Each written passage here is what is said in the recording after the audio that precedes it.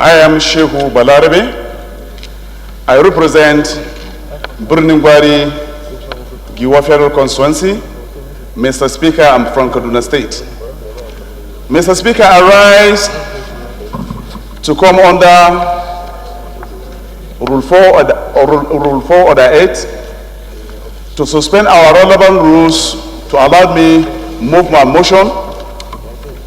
30. Respected colleagues, those in favor that the motion is urgent and that we suspend our relevant rules to enable me to take the motion, say aye. Against, say nay. The ayes have it. Honorable Shehu Balarabe, go ahead and present your motion. Self-explanatory. However, I would like to shed more light, most especially on the operation of Air Force authorities in Burnungwari and your local government respectively. Mr. Speaker, we have a helicopter dome, just a small place where a helicopter, in Burnungwari local government, for the purpose of if there's any attack, for the helicopter will assist in rapid response to this bandit. And as well, at any given time we have such aggressive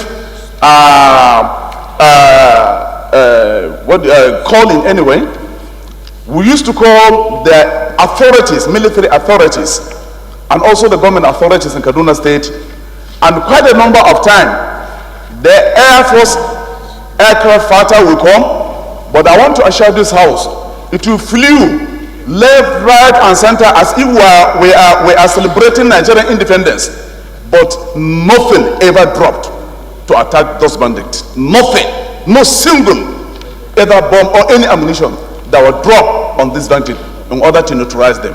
That's the only information I would like to add, Your Excellency, Mr. Speaker. Thank you for the privilege and opportunity. Leader constituency. Mr. Speaker, I am from Kano State. Mr. Speaker, I rise to put behind the mover of this motion my emotion-laden voice. I rise, Mr. Speaker, to also speak in the capacity of the leader of the House, who of course is... I'm not trying to preempt, Mr. Speaker, the actions and the good intentions of the committee set by this honorable House. But security agencies must know that they have to stand up and respect the position of the institution of the parliament, because here you have the people of Nigeria represented in this capacity.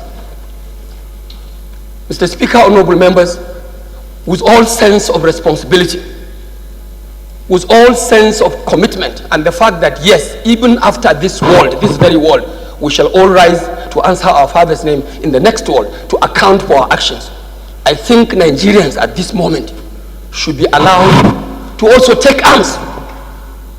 Nigerians must be allowed to take arms in defense of their innocent souls, defend their hard-earned resources and property. Because it's like a monumental failure. If the agencies of security have failed, then Nigerians should not be failed. Nigerians should not be seen as a failure. Let Nigerians organize themselves in the name of civil defense. Civil defense. Let them organize and raise defense for their own souls, innocent souls. Because if the responsibility of the government and the security agencies cannot be carried out democratically, then let's go to jungle. Everyone has cause to defend himself. Nigerians should no longer be running away from attacks. Nigerians should no longer be running away from unnecessary banditry in the face of helpless and business situation when government and security agencies is like they're failing in their basic responsibility. No one else can be better than Nigerians. No one else can be better than the people who elected us here. If at the end, the stake of our people can be put at this high sense of deadly challenge, day in, day out, you leave your house, you won't know what happens to it the next day, and you continue to call yourself a free citizen, free Nigerian. Why will you allow ourselves be forced to the wall? Mr. Speaker, this is my take, and I want you to build on this, that the committee that was set by this committee, by this honorable House yesterday, to interface and engage with the security agencies must be taken with all sense of seriousness. And if any one of them fails to come, Mr. Speaker, we enforce the wrath of the law on him, because we have the instrumentality of the parliament here as an institution to summon anyone by hook or by crook. Honorable members, I think we don't have to speak more. The motion has spoken about itself. I want to say that all members on the floor of this house have a civic duty to support this motion and allow it to pass with the speed of the light. Thank you. But I can say I don't know one report that has been turned in by the National Security Committee. I don't know. The bill will read second time. Those in favor say aye. Against say nay. The ayes have it. My name is Shehu Balarabe. I represent Brunengwari Giwa Federal Constituency. I'm from Kaduna State. In regards to your question, first of all, I would like to register my appreciation to the leadership of the House of always giving me the opportunity and privilege to express the feelings of my people. I really appreciate, under the lead of Excellency Mr. Speaker, Right Honorable Femi Abdulakim Baja Biamila. Like you earlier rightly said, the motion I moved today on the floor of the National Assembly is self-explanatory.